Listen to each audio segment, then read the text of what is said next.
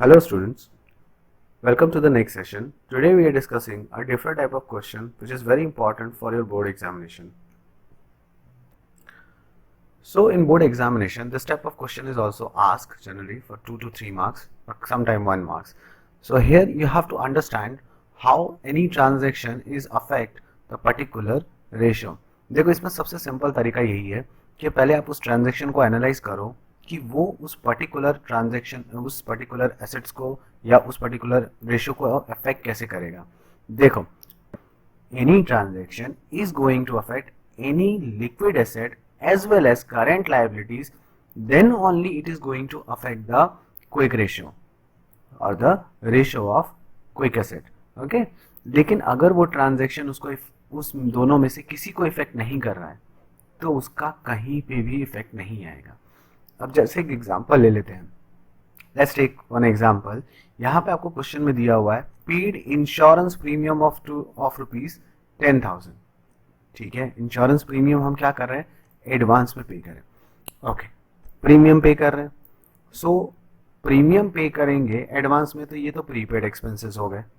ठीक है, prepaid expenses हो गए. So prepaid expenses is the part of the quick asset? No, yes, वो तो उसका पार्ट होता ही नहीं है. अच्छा ठीक है, प्रीपेड एक्सपेंसेस तो पार्ट नहीं होता, बट जब हम पे कर रहे हैं तो आइदर वी पे इन कैश और चेक. तो क्या कैश और चेक से अगर हमने पे किया जो कि बैंक को इफेक्ट करेगा, वो हमारे क्विक एसेट के पार्ट है क्या? हाँ, डेफिनेटली है. सो यहाँ पे कभी आप भूल जाओ कि इसका क्या रेशियो हो सकता है. जैसे यहाँ पे सपोज करो कि क्विक एसेट आपको दिया है 1 और यहाँ पे क्विक एसेट की वैल्यू हो जाएगी 1 है और करंट लाइबिलिटीज की भी वैल्यू 1 है. तो मान लो यहाँ पे एक नंबर एज्यूम कर लो कि भाई क्विक एसेट हमारे पास कितना है 1 लाख और हमारे पास करंट रेशियो कितना है, करंट लाइबिलिटीज कितनी है 1 लाख. ओके, क्विक एसेट कितना है 1 लाख और करंट लाइबिलिटीज कितनी है 1 लाख. सो अगर मैं 1 लाख जो क्विक एसेट है उसमें से मैं 10,000 माइनस कर दूं, 10,000 अगर मैं माइनस कर दूं तो मेरा नया क्विक एसेट क्या बनेगा, 90,000 बनेगा ना. सो क्या ये इफेक्ट कर रहा है? तो 90/1 लाख करके देख लो भाई, पहले 1:1 था, अब 0.9:1 आएगा आंसर मेरा. So yes, it is going to affect. So यहाँ पे आंसर क्या आ जाएगा, डिक्रीज, बिकॉज मेरा करंट क्विक एसेट क्या हुआ, डिक्रीज हुआ. So quick asset is decrease because cash और bank is going to be decrease. Current liabilities में कोई चेंज नहीं आया. ठीक है, सो इसीलिए यहाँ पे आंसर क्या आ जाएगा, डिक्रीज. आपको रीजन भी पता होना चाहिए कि why it is going to decrease. ठीक है, ये आप अमाउंट जो है वो according to the question assume कर सकते हो. अगर यहाँ पे 1,000 रुपए होता तो आप यहाँ पे 10,000 लेके भी कैलकुलेट कर सकते हो. ठीक है, next see the purchase goods on credit ₹80,000. Now अब हमने गुड्स क्या परचेज किया है, क्रेडिट पे परचेज किया है. तो इसका इफेक्ट क्या आएगा, इसका इफेक्ट क्या आएगा वो समझते हैं कि भाई जब आपने गुड्स परचेज किया है 8,000 का तो उसका इफेक्ट किस पे आएगा, एक इफेक्ट आएगा करंट लाइबिलिटीज के ऊपर. करंट लाइबिलिटीज हमारी क्या होंगी, इंक्रीज होंगी बाय 8,000. वो तो चलो सही है. दूसरा क्या इफेक्ट आएगा, दूसरा इफेक्ट आएगा इन्वेंट्रीज के अंदर. ठीक है, करंट लाइबिलिटी के अंदर क्रेडिटर इंक्रीज हुआ है और यहाँ पे करंट एसेट्स के अंदर क्या इंक्रीज हुआ, इन्वेंट्री इंक्रीज हुई. तो इन्वेंट्री क्या क्विक एसेट का पार्ट है? नहीं है. It is not a part of the quick asset. तो भाई करंट लाइबिलिटीज बढ़ी, कितने से बढ़ी, 8,000 से बढ़ी. ठीक है, सो सपोज करो, ठीक है, यहां पे क्या आंसर आएगा, डिक्रीज. क्यों डिक्रीज, क्योंकि देखो अगर हम मान लेते हैं कि हमारा जो करंट एसेट करंट लाइबिलिटीज जो था वो कितना था, 10,000 था. ठीक है, 10,000. हमारे पास क्विक एसेट कितना था, 10,000 था. ठीक है, तो भाई अब दोनों 10,000 के थे यानी 1:1 हो गया रेशियो. लेकिन जब ये हमने परचेज किया गुड्स 8,000 तो हमारा करंट लाइबिलिटीज कितने से इंक्रीज हुआ, बाय 8,000 से इंक्रीज हुआ. तो अब हमारी करंट लाइबिलिटीज कितनी हो गई, 18,000. और हमारा क्विक एसेट कितना रहा, वो तो सेम ही रहा, उसमें तो कोई चेंजेस नहीं आया. ठीक है, उसमें तो कोई चेंजेस नहीं आया. तो ये क्या हुआ, हमारा करंट एसेट क्विक एसेट जो होगा वो डिक्रीज होगा क्योंकि inventory is not a part of the quick asset. ठीक है, सो यहाँ पे एक चीज ये भी ऐसे भी ध्यान में रख सकते हो कि अगर करंट लायबिलिटीज बढ़ती है तो भी हमारा डिक्रीज होगा, क्विक एसेट अगर डिक्रीज होता है तो भी हमारा रेशो डिक्रीज होगा। करंट लायबिलिटीज डिक्रीज होती है तो हमारा क्विक एसेट इंक्रीज होगा, और या फिर क्विक एसेट अगर इंक्रीज होता है तो ही हमारा रेशो इंक्रीज होगा। इस सेंटेंस को लिखना हो तो लिख लेना ध्यान से सुन के। चलो नेक्स्ट ट्रांजैक्शन देखते हैं। Issued fully paid up equity shares of 1 lakh rupees. अब हमने क्या किया, इक्विटी शेयर्स को इशू किया है।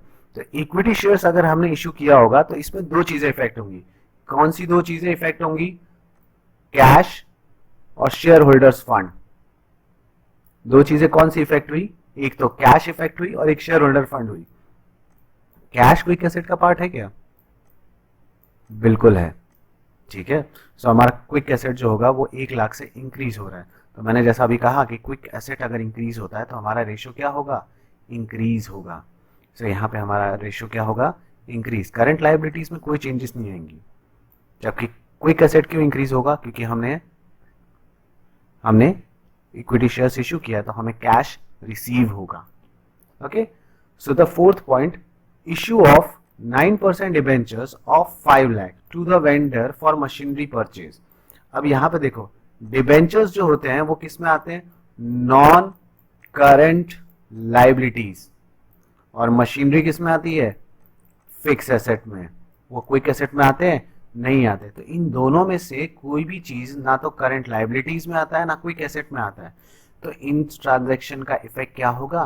No change. That will be no change. Why? Because issue of debentures affect the non-current liabilities, where the purchase of machinery affect the fixed asset, or we can say the non-current asset. See, in the question, if they ask you write the increase or decrease, then only you have to write increase and decrease. But maximum time they will ask you the reasons. So reasons में आपको बताना है कि उस particular transaction का effect जो है वो क्या होगा, ठीक है। So this is the question related with the quick asset. In previous video we have did the current ratio. So let's this type of question of the current ratio, so that you can, if you want to note down this question you can note down. So next question that we have that is related with the current ratio. The current ratio is given to you 2:1 and you have to find improve, reduce or not change. The first one is here the current ratio is given to you 2:1. And the question is payment of current liability. So is the ratio is going to be changed? So it is improve, reduce or not change in the current ratio. Let's see for this step, to solve this type of question I already told you to assume a certain number. So let's take current ratio is 50,000, current ratio is 2:1. So current asset we will take as a 50,000 and current liability take as 25,000. Okay, सो ये हमने सिर्फ assumption लिया है, this is not given in your question, ठीक है। इनका अगर आप करंट रेशियो निकालोगे तो 2:1 आएगा। आप कोई भी नंबर ले सकते हो, 10,000, 20,000, 20,000 is to 10,000, ठीक है, 50,000 to 1 lakh, कोई भी नंबर जो आपको सही लगे। In examination also you can assume any number, and assuming this number you are able to identify it is how it is affecting the any ratio, ठीक है। ये काफी हेल्पफुल रहता है, तो एज्यूम करने की हैबिट डालो। और अगर आप डायरेक्टली आइडेंटिफाई कर सकते हो तो वेल एंड गुड, अगर आप आइडेंटिफाई नहीं कर पाते हो तो एज्यूम कर लो किसी भी एक नंबर को, ठीक है। So let's see, so payment of current liabilities. Payment of current liabilities का मतलब क्या होगा कि आपने लायबिलिटीज को पे किया, तो करंट लायबिलिटी डिक्रीज होगी as well as current asset भी डिक्रीज होगा, ठीक है। करंट लायबिलिटी जितनी दोनों जो अमाउंट है वो सेम अमाउंट से डिक्रीज होगी। सो लेट्स सपोज कि हम जो है 10,000 हमने क्रेडिटर्स को पे किया, ठीक है। तो ऑब्वियसली बात है 50,000 माइनस 10,000, आपके पास करंट एसेट कितना बचेगा? 40,000।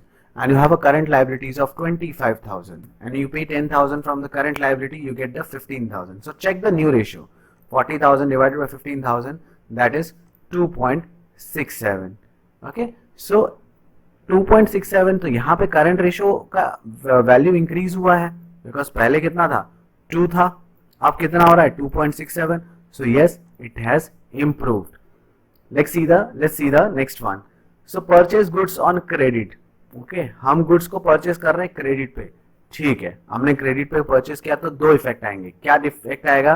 एक करंट लाइबिलिटीज भी इंक्रीज होगा क्योंकि हमने क्रेडिट पे परचेस किया, so our creditors are going to increase, and साथ ही साथ हमारा इन्वेंट्री भी इफेक्ट होगा, ठीक है, इन्वेंट्री भी इफेक्ट होगा, इन्वेंट्री भी इंक्रीज हो जाएगा. Okay, so let's assume that we purchase the goods of rupees 10,000. So our new current asset is 60,000, whereas our current liabilities is 35,000. So our new ratio is 1.7:1. Okay, so हमारा ratio यहाँ पे increase हुआ कि decrease हुआ? Decrease हुआ. So hence it is reduced by 0.3%, or we can say 0.3. Sale of desktop. Book value was 4,000, but we sell it at 3,000 only. सो पहली चीज तो सेल ऑफ डेस्कटॉप. डेस्कटॉप मतलब computer. So computer is a part of the fix asset. Computer is a part of the fix asset. So what is the effect of that? तो 3,000 हमने बेचा है 3,000 में, तो हमें 3,000 हमें क्या मिला? कैश मिला. ठीक है, तो कैश की वजह से करंट एसेट हमारा क्या होगा? इंक्रीज होगा. करंट लाइबिलिटीज में कोई इफेक्ट आएगा? नहीं आएगा. We will not get any effect in the current liabilities. So current liabilities के अंदर तो कोई changes नहीं आएगा, but yes, our current asset is going to increase. So let's see, the new current asset is 53,000. So our new ratio is 2:1, 2.1:2. So our current ratio is increased. The next one, so here we sell the goods of rupees 10,000 for rupees 11,000, means we are getting profit of 1,000 rupees. So now understand, the inventory is going to decrease. Okay, inventories क्या होगी? Decrease होगी क्योंकि हमने goods बेचा, ठीक है, 10,000 से decrease हो गई. साथ ही साथ हमारा कैश जो है वो इंक्रीज हो जाएगा. कितने से इंक्रीज हो जाएगा? 11,000 से. ठीक है, तो ये दोनों इफेक्ट जो आ रहे हैं वो किस में आ रहे हैं? करंट असेट्स के अंदर आ रहे हैं. Okay, current liabilities is not going to affect from this transaction. Okay, जो भी इफेक्ट आएगा करंट एसेट्स के अंदर ही आएगा. ओके, तो अगर हम ओवरऑल इस पे चेंजेस देखें तो हमारा करंट एसेट जो है वो 1,000 से इंक्रीज होगा. सो हमारा करंट एसेट कितना था?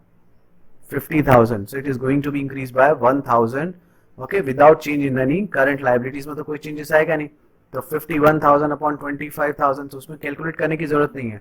अगर हमारा करंट एसेट बढ़ा है, करंट लायबिलिटीज नहीं बढ़ी है, so it is definitely going to improve. Okay, clear है? Next let's move to the next one.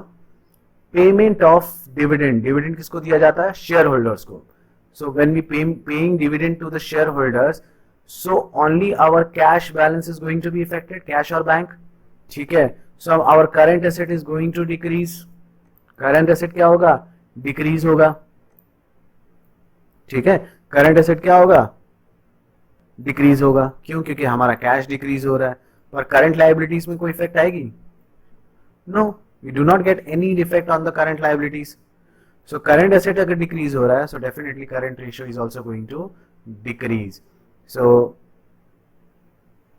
5,000 अगर हमने पेमेंट किया है, so 45,000 हमारा current asset हो गया, and liabilities हमारी सेम रही, so current ratio is going to reduce. So thank you for today's, and ये क्वेश्चंस को वापस एक बार देखिएगा, 2 बार 3 बार इस वीडियो को देखिएगा, क्योंकि ये क्वेश्चंस बहुत इंपॉर्टेंट है और जनरली क्लिक नहीं होते हैं. जितनी हो सके इस क्वेश्चंस को प्रैक्टिस करिएगा. बहुत इजी है if you get the concept of the transaction. ठीक है, उस पर्टिकुलर ट्रांजेक्शन का क्या इफेक्ट हो रहा है वो अगर आपको समझ में आ गया, so you are definitely able to solve the question. So that's all for today. Have a great day ahead. Stay home, stay safe.